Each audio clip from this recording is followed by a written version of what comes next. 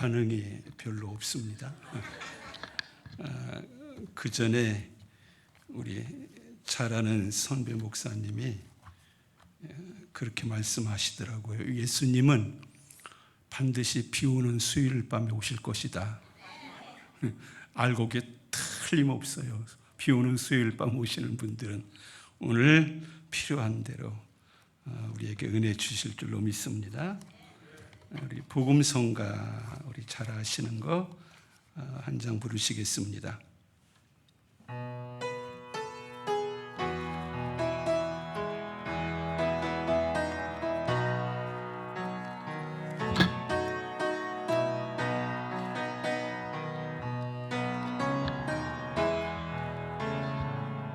주님의 영광이 임하여서 나의 영혼이 힘을 얻었네. 오 나의 영혼아 빛을 발하라. 오 나의 영혼아 빛을 발하라. 주님의 성령이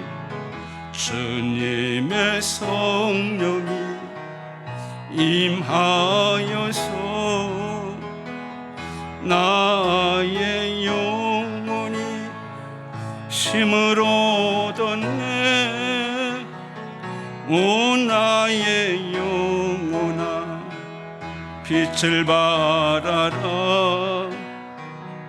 오 나의 영혼아 빛을 발하라. 주님의 은총이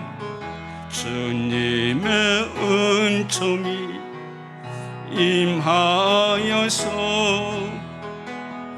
나의 영혼이 힘을 얻었네. 오 나의 영혼아 빛을 발하라.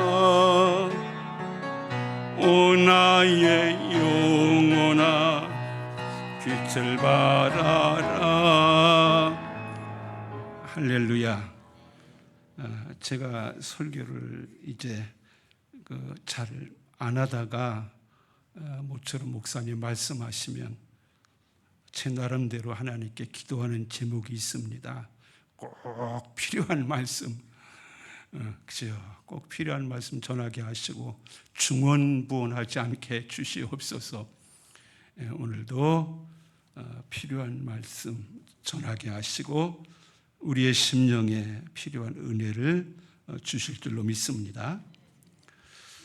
우리 한국신학대학 학장을 지내시고 존경받으시던 우리 교단에서 아주 존경받으시던 김정준 박사라고 하는 분이 계십니다.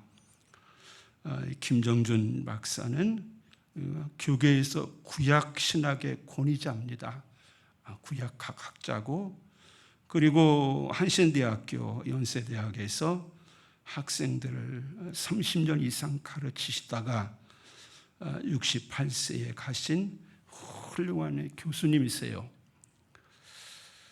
이 김정준 박사의 그 책이 현대신서라고 하는 아주 옛날에 그 조그만 책들이 쭉 현대신서가 있습니다. 그 중에 삶에 이르는 병, 그런 책을 쓰시고 자기 간증문이 거기에 들어 있습니다.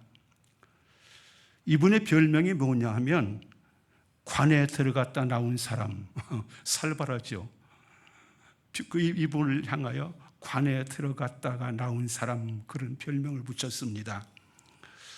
왜 그런 별명이 붙였는가 하면 젊은 시절에 폐병으로 사형 선고받아서 다 죽는다고 했는데 하나님의 은혜로 산 분이에요.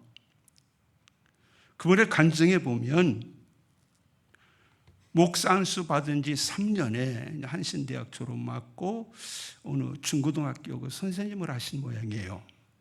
목사 받은 지 딱 3년인데 몸에 폐가 망가져가지고 당시에 국립 마산 요양원, 폐병 환자들이 다 마산 요양원으로 보내졌습니다.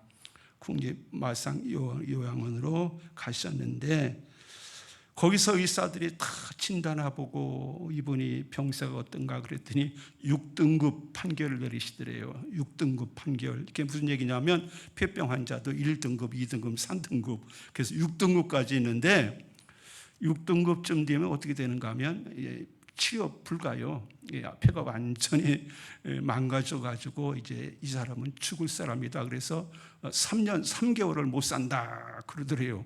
그리고 자기를 어느 병동에 갖다 놓는가 하면 그 폐병 환자들도 치료가 다 된 분들은 1등급에서 쭉 분리를 했는데 맨 뒤에 사람이 죽어나가는 방, 맨 의진 곳에 거기다 갖다 집어넣고 약도 제대로 안 주고 치료도 안 하더래요. 너는 어차피 죽을 사람이라고.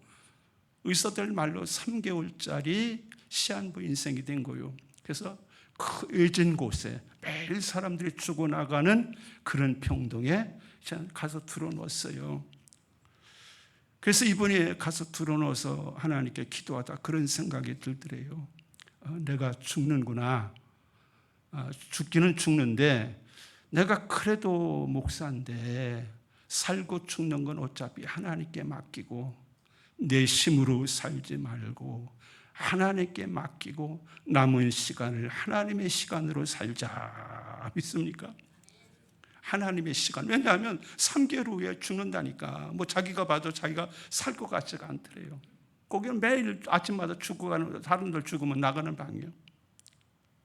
그래서 하나님의 시간을, 남은 시간을 목숨 하나님께 맡기고, 그냥 하나님 죽이시든지 살리든지 이제는 내 힘으로 할 수 없는데, 그럼 내가 뭘 할까 하고 연구를 했더니 할 일이 별로 없더래요. 의사들 말로는 그냥 쉬어야 그래도 조금 더 산다고 그러더래요. 그 힘든 일 하지 말고 가만히 들어놓으면 좀 더 산다고. 아니 근데 하나님의 시간을 살기로 했는데 들어놓을 수가 없어가지고 할 일을 찾아보니까 그 환자들 옆에 방에서 막 의사 오라고 소리 질러서 가보면 오물 토해놓고, 의사들도 잘 안 해요. 거기는 오물 토해놓고 뭐 밥 못 먹은 사람 밥 먹여줘야 되고, 아유 내가 저거라도 해야 되겠다. 그래서 오물 치워주고 바쁘더래요. 그 거기 환자들을 자기가 돌보니까 오물 치워주고 밥 먹여주고 그런 일을 돌아다니며 한 거예요. 나는 이 시간이 내 시간이 아니고 하나님의 시간이다. 그래서 주님 앞에 가도 부끄럽지 않아야 되겠다고 그냥 매일 자기는 자기도 병든 몸을 가지고 씨름을 했어요. 오물 치우고 닦아주고 물 떠다주고 그걸 한 거예요. 근데 3개월이 지나도 안 죽더래요. 죽는다고 그랬는데 의사들이 와서 이렇게 보더니 이상하네, 이 사람 치료해 다시 해야 되겠네. 그러더니 그때부터 약을 주고 다시 치료를 했는데 기적적으로 다시 사신 거예요. 그래서 자기를, 나는 관 속에 들어갔다 나온 사람입니다. 하나님의 폐 하나가 완전히 그건 또 망가졌을 때 그 후에도 나는 하나님의 은혜로 살았습니다. 그래서 이제 남은 생애를 한신대학에서 또 연세대학교에서 신학생들을 가르치던 존경받는 교수님으로 사시다가 세상을 떠나셨다. 그런 기록이 있습니다. 우리가 이 세상을 살다 보면 우리가 신앙의 삶이 단순한 건 아니죠. 이사야 43장에 보면 거기에 뭐라고 하나님이 기록하셨습니까? 이스라엘 백성들의 삶을 가르쳐서 내가 물 가운데로 지날 때에 내가 너와 함께 할 것이라. 강을 건널 때 물이 너를 침몰하지 못할 것이며 내가 불 가운데로 지날 때 타지도 아니할 것이요 불꽃이 너를 사르지도 못하리니 대저 나는 여호와 내 하나님이요. 믿습니까? 우리가 보는 말씀에 보면 오늘 우리 목사님 주만나 큐티 요새 하시면서 오늘 아침에 출애굽기 38장까지 나가셨던가요?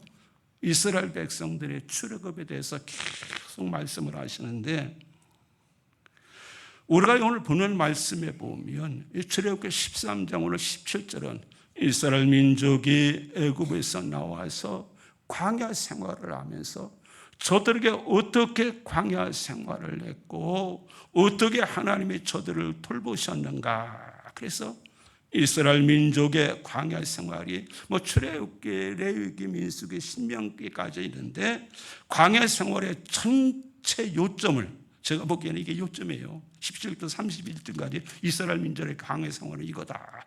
전체 요점을 여기에 간단하게 설명을 했어요. 이스라엘 민족들이, 하나님의 백성들이 애굽에서 나와서 광야 생활을 했는데 어떻게 했느냐? 이렇게 광야 생활을 해서 마침내 나중에 약속의 땅 가나안 땅에 들어갔다. 우리가 먼저 성경 말씀 고린도전서 12장 11절 우리 한번 보겠습니다. 고린도전서 10장 11절 우리 다 같이 읽겠습니다. 그들에게 일어난 이런 일은 본보기가 되고 또한 말세를 만난 우리를 깨우치기 위하여 기록되었느니라. 사도 바울이 이스라엘 민족의 광야 생활에 대해서 원망하다, 우상 숭배하다, 망하고 그 다음에 너희는 기도하고 쭉 가르치면서 거기에서 뭐라고 딱 한마디 하시는가 하면 이 말이에요. 그들에게 일어난, 이스라엘 민족의 광야 생활 속에 일어난 이런 일들은 뭐다? 본복이다. 누구의 본복이에요? 우리의 본복이에요. 말세를 당한 우리를 깨우치기 위하여 기록하였느니라. 예년 성경에는 거울이다. 이스라엘 민족의 이 광야 생활은 어떤 것이냐? 그냥 성경의 옛날 이스라엘 민족의 역사가 아니라 이것은 오늘날 말세를 사는 너희의 거울이고 너희의 신앙생활의 본복이다. 믿습니까? 그래서 우리가 귀 막고 눈 가리고 성경 읽으면 아무것도 안 보이는데 사실은 출애굽기에서 이스라엘 백성들의 광야 생활을 쭉 읽어보면 하나님, 이게 바로 내가 사는 모습입니다. 이게 오늘날 현대교회에서 일어난 사건들이 이게 바로 신앙의 본복이고 이게 우리가 가르쳐주는 어떻게 신앙생활을 하라가 보여주는 거예요. 사도 바울이 그 얘기를 한 거예요. 이것은 말세를 당한 너희의 신앙의 거울이고 본복이다. 제가 늘 한 가지 잊지 못하는 게 예전에 저희 집사람이 오래간만에 사촌 언니하고 이렇게 만나서 상담을 하면서 전도하던 것을 기억이 나요. 그 사촌 언니란 분이 그 전에 한번 만나가지고 그 얘기 하더라고요. 아니, 나 교회 가야 되겠어. 왜요? 아니, 그렇게 집안이 복잡해야 작년에는 남편이 교통사고 나더니 올해는 애가 병들고 왜 그렇게 집안이 복잡하지? 옛날에 처녀시절에 교회 다녔거든요. 예수 믿고 안면의 신랑 만나고 어쩌고 살다 보니까 교회를 안 나가는데 사는 게 힘들어 죽겠대요. 왜 이렇게 남편이 뒤집어졌다, 자식의 문제 터졌다, 사는 게 그렇잖아요. 그러니까 교회 가야 되겠다고 하더라고요. 그러니까 집사람이 딱 한마디 하더라고요. 믿으시려면 제대로 믿어야 됩니다. 주일 성수하고 감사도 하고 구역 예배도 보고. 왜냐하면 어설프게 믿으면 마귀 더 역사야. 그런데 바로 똑바로 주님 앞에 신앙생활을 하면 누가 도와줘? 주님이 도와줘. 그게 신앙생활이요. 신앙생활은 어려우니까 교회 나야 되겠다, 그건 신앙이 아니고 제대로 믿으면 신앙생활이요. 우리가 이스라엘 백성들의 광야 40년을 쳐다보면 우리가 하나님 앞에 어떻게 신앙생활 할까요? 우리가 어떻게 예수 믿어야 하나님이 기뻐하실까요? 우리가 어떻게 해야 하나님의 은혜로 살까요? 그걸 여기에 설명했어요. 그래서 오늘 보는 말씀에 보면 몇 가지 딱 중요한 내용이 나오는데, 제일 먼저 오늘 보는 말씀은 여기 17절 말씀, 18절 말씀 우리 다 같이 읽겠습니다. 다 같이 읽습니다. 바로가 백성을 보낸 후에 블레셋 사람의 땅의 길은 가까울지라도 하나님의 그들을 그 길로 인도하지 아니하셨으니 이는 하나님이 말씀하시기를 이 백성이 전쟁을 하게 되면 마음을 돌이켜 애굽으로 돌아갈까 하셨습니다. 그러므로 하나님이 홍해의 광야길로 돌려 백성을 인도하심에 이스라엘 자손이 애굽 땅에서 대열을 지어 나올 때에, 제가 대충 기억이 납니다. 오영길 목사님 우리 성경 가르치시면서 이스라엘 백성들이 애굽에서 나와서 가나안 땅에 가는 그 경로가 몇 가지다. 몇 가지라고 그랬어요? 세 가지라고 푸네 목사님이 말씀했어요. 이스라엘 백성들이 애굽에서 나와서 가나안 땅에 가는 길이 세 가지라고요. 제가 지명은 제대로 기억 못하는데 첫 번째 도로가 뭡니까? 지중해 해변길, 장사꾼들이 다니는 길. 지금도 성경학자들이 그 얘기예요. 당시에 그 사람들과 해변길로 가면 4, 5일, 일주일도 안 걸린대요. 4, 5일이면 애굽에서 지중해를 해가지고 이스라엘 땅에 들어간다는 거예요. 먼 길 아니래요. 요즘 같은 자동차 내달리면 막 하루 길이면 가나? 하여튼 4, 5일이면 간대야. 그게 첫 번째 길이요. 두 번째는 그 이스라엘 백성들이 건너갔던 지중해에서 시나이 반도를 중간을 건너가면, 제가 지명을 잊어버려, 중간을 건너가면 한두 달이면 건너갈까? 하여튼 그리고 지중해 시나이 반도 중간으로 가면 맨 마지막 세 번째는 그저 홍해 바다 건너서 남쪽으로 시나이 반도 끝으로 해서 이렇게 돌아가면 그 한 1년 안 걸릴 거예요. 그것도 짧은 길이요. 근데 이스라엘 백성, 성경을 연구해 보면요, 이스라엘 백성들이 그 길로 갔는데 2년 걸렸어요. 그게 민수기 13장에 나오면 가데스 바네의 사건인데, 그들이 이제 내려오다가 시내산에서 하나님이 율법을 받고 오래 머물러서 율법 백성이 되고 난 다음에 마지막 돌아서 가데스 바네하고 요단강 건너편에 바란 광야까지 가는데 딱 2년 걸렸어요. 근데 거기는 못 건너갔어요. 왜냐하면 아니 그냥 믿습니다 하고 들어가지 무슨 정탐꾼에다 어쩌고 하더니 그 다음에 애굽으로 돌아가자고 발광을 치니까 하나님이 그래 돌아가라 그러고 돌려만 하는데 거기 2년 가고 몇 년 동안 광야를 돌았어요. 38년. 다람쥐 쳇바퀴 돌듯이 왔다 갔다 하면서 40년을 광야 생활을 한 거예요. 오늘 성경 말씀에 17절 18절에 그 얘기하고 있어요. 바로가 백성을 보낸 후에 가까운 길이 있다. 4, 5일이면 가는 거기에 블레셋 땅의 길이에요. 지중해. 그리 하나님이 인도하지 아니하시고 이스라엘 백성들을 하나님이 홍해의 광야길로 인도하셨다. 하나님이 왜 이스라엘 백성들을 그렇게 인도하셨는가? 성경을 연구하면서 제가 나름대로 두 가지로 정리를 했어요. 첫째는 하나님이 왜 그렇게 하셨는가 하면 이스라엘 백성들이 영적으로 어린아이요, 준비가 되지 않아요. 가나안 땅에 들어갈 수 있는 준비가 되지 아니해서 하나님께서 그렇게 하신 것이다. 우리 출애굽기 12장 41절 한번 읽어보겠습니다. 우리 다 같이 크게 있습니다. 430년이 끝나는 그날에 여호와의 군대가 다 애굽 땅에서 나왔으니, 이스라엘 백성들이 누굽니까? 하나님의 군대. 애굽에서 노예들이 나왔는데 여호와 하나님께서 성경에 기록하기를 애굽에서 430년이 지난 후에 하나님이 누구를 거기서 보내셨다? 여호와의 군대를 하나님이 애굽에서 꺼내셨다. 그럼 이스라엘 백성들이 군대요. 그들이 나중에 가나안 땅에 들어갈 때 그냥 간 거 아니요. 가나안 정복 전쟁. 거기에 가나안 7 족속을 다 물치어 들어가니까 이 군대가 맞아요. 그런데 이스라엘 백성이 애굽에서 나올 때 보니까 군대가 아니에요. 훈련도 안 받았고 아무것도 아니에요. 당장 그 가까운 길로 가다 보면 거기에 뭐가 있어요? 블레셋 족속, 호전적이고 강시의 최강의 무기를 가진 그 사람들하고 전쟁을 해봐요. 다 도망가서 애굽으로 가버리고 갈 사람들이 아니에요. 그러니까 준비되지 않았으니 하나님이 가까운 곳으로 인도할 수가 없는 거예요. 그런데 성경에 더 중요한 내용이 나오는데 이스라엘 백성들을 하나님이 광야로 보내신 그 하나 이유가 있으니 우리 신명기 8장 2절 말씀, 하나님 이렇게 말씀했어요. 다 같이 읽습니다. 내 하나님 여호와께서 이 40년 동안에 내게 광야길을 걷게 하신 것을 기억하라. 이는 너를 낮추시며 너를 시험하사 내 마음이 어떠한지 그 명을 지키지 않는지 알려하려 하심이라. 이스라엘 백성들아, 너희가 왜 그저 짧은 길어도 2년이면 가지 않았느냐? 그런데 그 광야라 거기를 가가지고 40년 동안 광야를 돌을 수밖에 없는 이유가 뭔지 아느냐?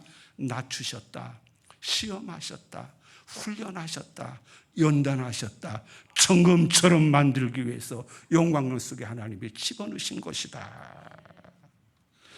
우리가 신앙생활하다 보면 예수 믿는 사람들의 신앙생활에 중요한 교훈이 있어요. 예수 믿고 구원받다가 그날 천당 가는 거 아니더라고. 예수 믿고 은혜 받고 보니까 영적으로 어린아이요. 그 다음부터 뭐 해야 돼요? 기도하는 훈련, 봉사하는 훈련, 그리고도 주님 붙들고 사는 훈련. 이거 안 하면 나중에 조금 어려움 당하니까 오늘 보니까 다 없어지고 말더라니까. 그게 이스라엘 민족의 광야 생활이요. 그게 우리의 신앙의 삶의 모습이요. 제가 조그만 간증을 한 가지 하고 가겠습니다. 제가 집사람하고 결혼하고 난 다음에 그래도 제대로 목회라고 한 게 호객교회예요. 집사람하고 결혼하고 경운기에 신혼살림이 싫으니까 딱 그래서 호객교회로 이제 부임을 했는데, 거기에 부임하고 얼마 안 있어가지고 고향에 지금은 양천교회도 남천교회 겨울에 붕괴한다고 그래가지고 낮에 이제 붕괴하는데 거기에 참석을 했어요. 그래서 말씀 듣고 은혜 받고 붕괴 참석을 하고 하나님께 주여 목회 참 어린 종이 목회 시작을 했으니 하나님 도와달라고 간절히 기도했더니 그게 하나님의 은혜인지 나한테 그러시더라고. 너 요 고향교회 지낸다는데 건축금 안 하냐? 그래서 내가 아니 그때 호객교회 갔더니 그 당시에 70년도 후반 78년도에 갔으니까 사람이 3만 원이었어요. 그 당시에는 그게 그렇게 살았어요. 그러고 하나님 내가 돈이 어디 있습니까? 그랬더니 너 10만 원 있지 않느냐? 10만 원이 뭐냐 하면 집사람이 사례금 3만 원 받으면서도 5천 원씩 떼어가지고 4천 원이한테 개를 모았어요. 그 5천 원씩 해가지고 그 당시에 캤돈이 10만 원을 탔는데 그 캤돈 들어가는 목적은 아직 서울 한신대학 가서 신학을 공부를 해야 하려고 준비하니까 한신대학 가면 등록금 하겠다고 10만 원 만들어 놓은 거예요. 그 당시에 10만 원이 등록금이 되는지 안 되는지 모르겠어요. 하나님이 알기도 잘하셔. 너 10만 원 있지 않느냐? 그래 내가 아니 그거요 집사람한테 맞아 죽습니다. 우리 사업에서 3만 원 가지고 10만 원 등록금 하려고 집사람이 지금 그 돈 찾지도 않고 거기에 맡겨놓고 거기서 이자 뜯어가지고 지금 끝나지도 않았어요. 이자 뜯어서 개놓고 있어요. 그랬더니 마음속에 그런 생각이 들더라고요. 네 등록금은 네가 마련하는 게 아니라 내가 마련하느니라. 그래가지고 부흥회 가서 은혜 받았다고 집에 와서 집사람한테 그랬죠. 하나님이 내 등록금 나중에 주신디야. 그 10만 원 그 깃돈 거 맡겨놨던 거 찾아다 건축 헌금이야. 근데 감사한 건요, 집사람도 내가 하나님이 그렇게 응답받았다니까 순종을 하더라고. 그래서 10만 원 갖다가 고향교회 건축한 데 갖다 줬더니 우리 아버지 시골교회 장로님인데 내가 제일 먼저 건축헌금했다는 거예요. 아이고 우리 전도사님이 어떻게 건축헌금을 이렇게 제일 먼저 하느냐고 하나만 이렇게 있는 돈 다 털어 갖다 바치는 거예요. 근데 제가 무슨 얘기 하려고 하는가 하면, 그러고 제가 한신대학을 서울에 가서 등록을 했잖아요. 80년대 초인데 집사람 여고 동창생이 청주 선생님이 있어요. 어느 날 우리 집을 와보더니 이게 사는 거냐 하더니 30만 원을 놓고 가더라고요. 그 당시에 나 10만 원 들었는데 하나님이 30만 원 등록금하고 놨어. 그 당시에는 그 등록금하고도 남았어요. 그뿐만이 아니라 그 다음에 내 옷도 해주고 등록금 낼 때마다 다는 아니지만 또 이렇게 보내주고 그래서 내가 하나님이 우리 사는 거, 특히 목회자 사는 게 하나님 앞에 하나님의 인도하심으로 사는 거 아니에요. 진짜 이게 신앙의 훈련이구나. 믿습니까? 우리가 신앙생활할 때 예전에 어느 목사님 그 얘기하더라고요. 신앙은 3가지 봉우리를 넘어라. 기본이 3가지다. 첫 번째 봉우리가 뭐예요? 주일 성수 못하면 그 신앙생활 걸음도 못 된 거예요. 두 번째는 뭐예요? 11조 못하면 아직도 신앙생활 준비하고 있는 거예요. 세 번째 새벽기도. 적어도 이 3가지 봉우리는 넘을 각오를 하고 신앙생활을 해야지 맨날 하나님께 어린아이처럼 투정하고 사느냐. 우리가 보는 말씀에 보면 그래서 하나님께서 이스라엘 백성들을 애굽에서 인도하여서 가나안 땅에 들어갈 때 하나님이 저들을 훈련하시고 연단하시고 신앙의 일꾼으로 세우셨는데, 오늘 보는 말씀에 2번째 보면 또 중요한 얘기가 나옵니다. 자, 우리 19절 말씀 우리 읽습니다. 우리 다 같이 읽겠습니다.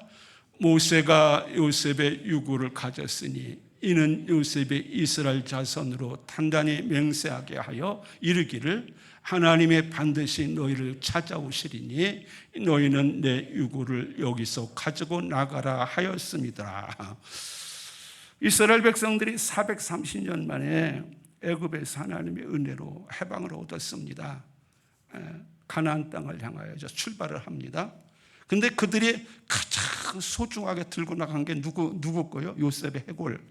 요셉의 해골을 왜 가지고 왔느냐? 창세기 50장 24절 우리 읽습니다. 요셉이 그의 형제들에게 이르되 나는 죽을 것이나 하나님이 당신들을 돌보시고 당신들 이 땅에서 인도하여 내사 아브람과 이삭과 야곱에게 맹세하신 땅에 이르게 하리라 하시라고 요셉이 또 이스라엘 자손에게 맹세하여 이르기를 하나님의 반드시 당신들을 돌보시리니 당신들은 여기서 내 해골을 메고 올라갔다 하라 하였습니다. 요셉이 뭐라고 말씀했어요? 하나님은 당신들은 애굽에서 종살이할 민족이 아니다. 하나님이 구원하실 백성들이요, 돌보시고 인도하시고 어디로 가느냐? 하나님의 약속의 땅에 가서 복받고 영원토록 살 백성이다. 하나님이 돌보실 백성들, 하나님의 귀한 자녀들이다. 그 상징이 뭐냐? 나 여기 놓지 말고 갈 때, 그때가 되면 너희들이 하나님의 그 은혜로 약속의 땅에 가게 되면 내 해골을 가지고 가라. 그래서 우리는 하나님의 약속의 백성입니다. 하나님이 우리를 돌보셨습니다. 그러고 뭐 들고 갔다? 요셉의 해골을 가지고 갔다. 출애굽기 19장 6절 말씀 우리 다 같이 있습니다. 너희가 내게 대하여 제사장 나라가 되며 거룩한 백성이 되리라. 너는 이 말을 이스라엘 자손에게 전할지니라. 자, 우리가 교회 다니고 성도고 하나님의 자녀들입니다. 그러면 우리가 이 세상 살 때 우리의 호적이 어디 있습니까? 땅에 있지만 어디에 있다? 하늘나라에 있어요. 우리가 이 땅에서 가장 행복하고 감사할 이유가 어디 있습니까? 물질, 자녀 다 중요하지만 나는 구원받은 천국 백성들이요, 이게 우리의 정체성이에요. 예수 믿는 사람들이 이 땅에서 세상 사람들하고 다를 이유가 뭐냐? 행복 가치관들이 다르고, 우리가 이 땅에서 두려움을 이길 수 있는 용기가 어디 있습니까? 우리는 약하고 부족하지만 하나님이 책임져 주시는 백성들이다. 이스라엘 백성들아, 너희는 이 세상 만밀 중에서 하나님의 제사장 나라고 하나님의 백성이고 하나님의 자녀들이니 우리는 살아도 죽어도 하나님의 은혜로 살고 하나님의 책임져 주신다. 믿습니까? 이스라엘 백성들이 애굽에서 나오면서 그 상징이 뭐 요셉의 유골이요, 우리는 여기서 노예할 사람들이 아니에요. 하나님이 건져내시고 책임질 백성들이요, 요셉의 말씀대로 우리는 여기 나갑니다. 그거요. 그래서 오늘 말씀에 보면 마지막에 여기 가장 마지막에 중요한 말씀이 있는데, 여기 21절, 22절 말씀 우리 다 같이 읽겠습니다. 여호와께서 그들 앞에서 가시며 낮에는 구름 기둥으로 그들의 길을 인도하시고 낮에는 불 기둥을 그들에게 비추사 낮이나 밤이나 지나게 하시니 낮에는 구름 기둥 밤에는 불 기둥이 백성 앞에서 떠나지 아니하니라. 이게 이스라엘 백성들의 삶이요, 저들의 힘으로 산 게 아니요, 하나님의 돌보심으로 살았어요. 양식이 없으면 만나를 주시고, 고기 먹고 싶으면 메추라기 주시고, 그저 목마르면 광야에서 샘물이 터지게 하시고, 원수가 쫓아오면 쫙 하고 기도하니까 하나님 물리주셨어요. 그런데 하나님께서 그 상징으로 저들에게 세우신 것이 뭐냐? 낮에는 구름 기둥이 그들 위에 비쳤고 밤에는 불기둥이 그들 앞에 비춰서 낮이나 밤이나 백성 앞에서 떠나지 아니하더라. 믿습니까? 덕전교회 하나님이 함께 하시지요.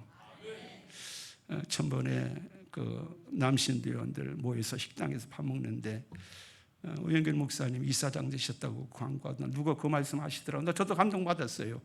하나님이 목사님 쓰시려고 그동안 그렇게 연단하셨습니다. 누가 분명히 그 얘기하더니 나도 할렐루야. 우리가 사는 게 맨날 세상에서 고생만 하는 것도 아니요. 하나님이 어느 날 갚아주시면 세상에서 얻는 것 가지고 우리가 만족하지 못하는 거예요.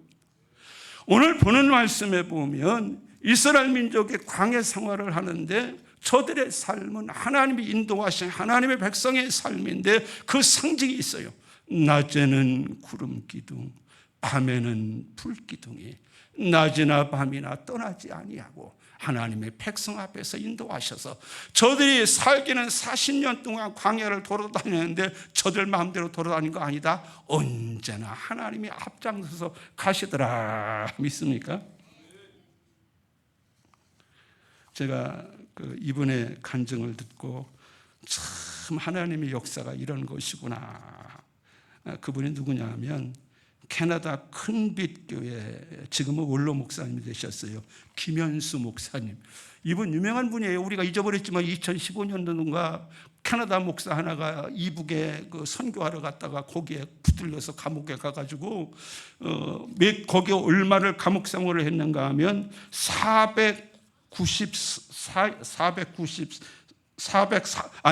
949일인가 2년 7개월 9일인가 감옥 생활을 하신 분이요. 이분이 그런 간증을 하셨더라고요. 1995년도부터 20년 동안 북한 선교를 하셨어요. 캐나다 큰빛교회가 토론토의 큰 교회거든요. 목사님이 자기 혼자 가시기도 하고 장로들 모시기도 하고 이북의 그 고난의 행군 때 가보니까 군길을 밥 먹으러 타들이야. 그래가지고 그냥 쌀 준비해서 구제 사업하고 고아원 사업하고 의료 사업하고 이걸 20년간 하신 분이에요. 좀 그 사람들하고 앉아 자기가 계산을 했더니 뭐 자기가 거기에다가 퍼본 돈이 뭐 150억인가 뭐 150달러인가 같은 간에 그렇게 구제 사업을 하셨다는 거예요. 그런데 이분이 2015년도인가 느닷없이 거기 뭐 보안부 어떤 그 사람들한테 구속돼가지고 감옥에 갇혔는데 나중에 가서 보니까 왜 그렇게 됐는가 하면 그 당시에 2015년도면 이북에서 맨날 미사일 쏘고 서방하고 맨날 대치하던 때인데 이게 사람 일이라는 게 20년 동안 이북을 왔다 갔다 했는데 자기가 미국에서 뉴욕에서 뭐 강연인가 간증인가 할 때 이북에 대한 그 사실을 얘기하고 비판을 좀 했대요. 김정은이가 정치 잘한 게 아니다. 이북에 잘못됐다고 그 얘기를 했는데 절대 그거 녹화하면 안 되는 건데 누군가 그거를 녹화해가지고 지방방송에서 띄웠다네요. 그러니까 이북의 해커들이 그걸 잡은 거예요. 그걸 딱 잡고 야 이놈 봐라 이거 뭐 우리 수령님을 뭐 모독하고 그래가지고 자기는 그것도 모르고 또 이북에 선교한다고 갔더니 어느 날 그 보안부인가 잡아 가지고서 가서 재판장에 세우는데 들으니까 다 나오더리야. 네 존엄한 수령 모독죄, 체제 비판, 체제를 전복하려고 그리고 저기 중국에서 탈북민들 도왔다는 거 쭉 씌우더니 북한 사람 같으면 사형인데 이 국적이 캐나다잖아요. 그러니까 캐나다 사람이니까. 때린 제가 교환노동 평생 교환노동 수용소에서 거기서 종신노동교화죄 뭐 그래가지고 감옥에 갖다 집어넣더래요. 아니 느닷없이 감옥에 갔다가 자기를 집어넣는데 거기 아는 사람이 있어요. 거기 자기 편이 있어.